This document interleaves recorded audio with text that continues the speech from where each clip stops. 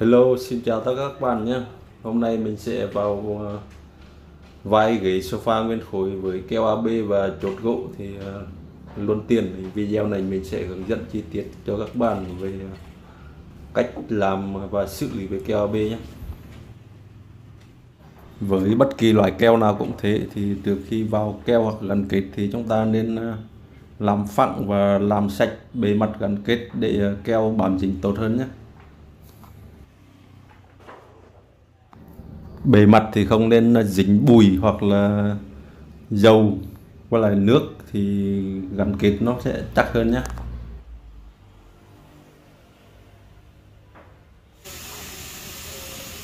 Bây giờ mình sẽ tiến hành ra hai mắt cho nó kín với nhau nhé.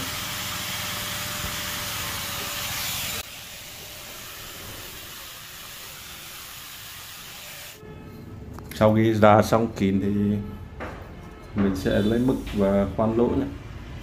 Các bạn muốn làm lô sofa gỗ nguyên khối thì có thể xem video này thì cũng thể làm được nhé.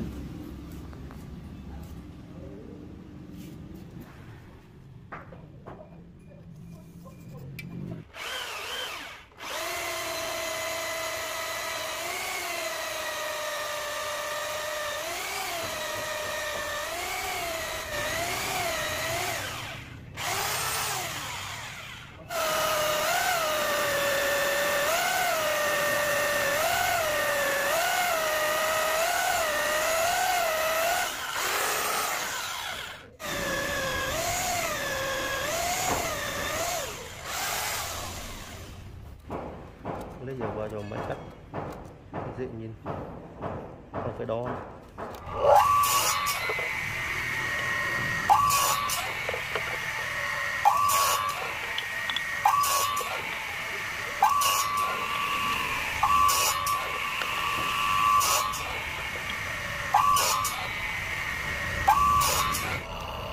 Lưu ý các bạn là trước khi cắt thì mình nên sẽ hai bên hai rãnh này để cho lúc vào keo, nếu keo nhiều quá hoặc là đặc thì để keo nó phọt ra nhé, không là kín quá thì không vào được. Bây giờ mình sẽ tiến hành mài vạt đầu và tạo các khía để cho keo nó bám vào nó chắc.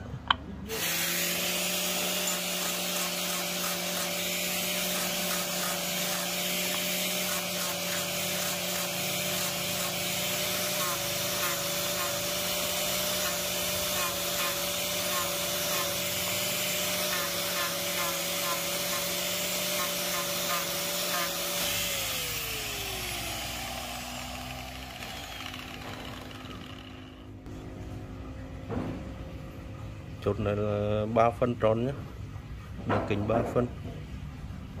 Bây giờ mình sẽ tiến hành pha keo nhé.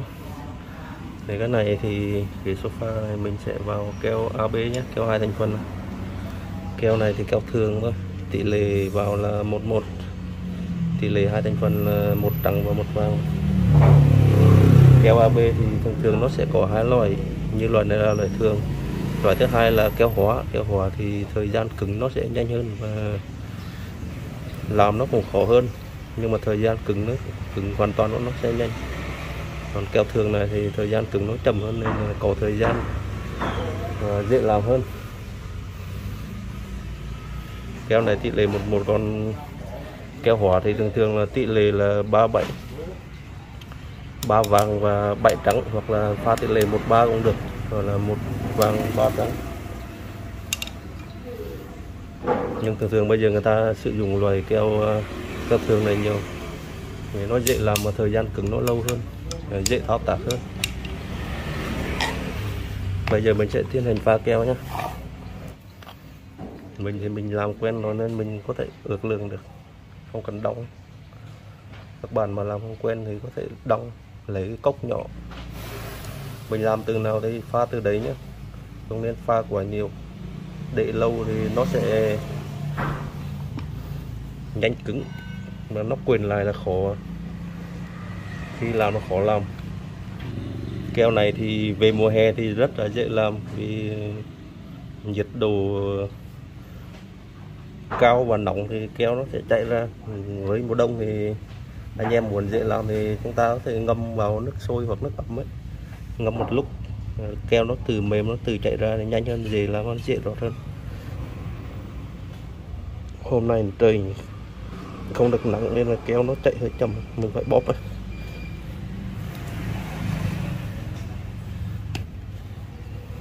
Đúng.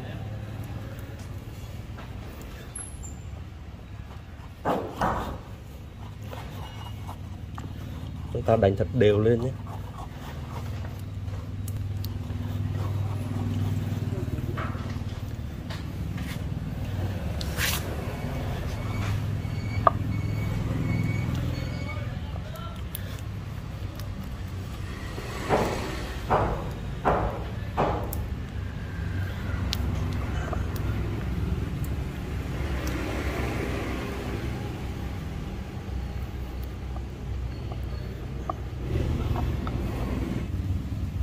Thường thường trên bình keo nó sẽ có hướng dẫn sử dụng, chúng ta lại không dùng mà cách dùng chú ý tỷ lệ pha nó trong này nó có hết.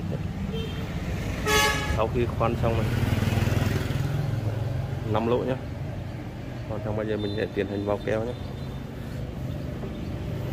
Mình chia sẻ kinh nghiệm những gì mình biết và học được. Nếu các bạn có đóng góp ý kiến gì thì có thể viết comment dưới phần bình luận nhé.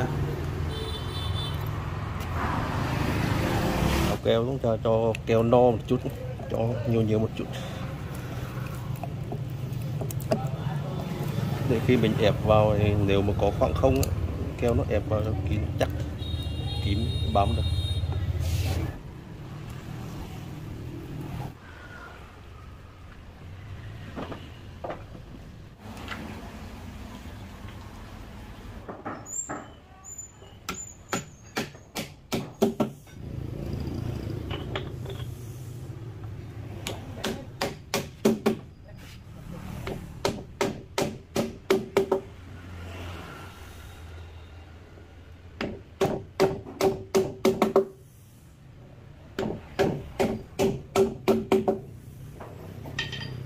Đây là khiêm, giờ nó lên xong úp vô hư thanh niên một yếu mày có trượt vô ấy, có cổng lỗ ấy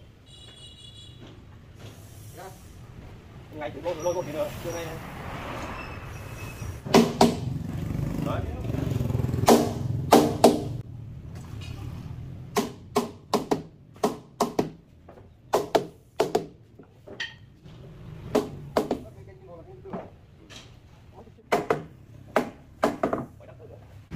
Vào được như thế này rồi thì chúng ta nên dùng vam để ép kín. Với ghế sofa gỗ nguyên khối thì chúng ta sẽ vào từng phần một nhé. Sau khi vào vai xong keo nó cứng hẳn rồi, chúng ta tháo vam ra rồi bắt đầu mới vào tay hai bên nhé.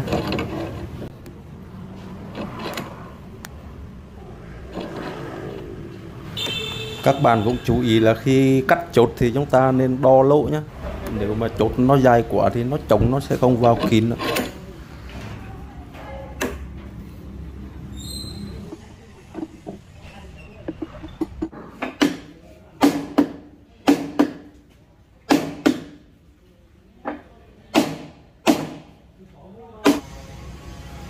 Vai này là 15 phân nữa, 15 phân hơn nữa. Còn mặt này là 10 phân. Con này thì vạt một tí để tựa lưng cho nó dễ. Vạt thế này tựa lưng đỡ đau lưng. Như thế này là được rồi nhé. Chúng ta sẽ chờ 4 tiếng cho đến khi keo nó cứng hoàn toàn rồi tháo vam ra nhé. Cảm ơn các bạn đã xem video. Nếu thấy video hay thì hãy like, chia sẻ cũng như đăng ký kênh để xem những video tiếp theo nhé.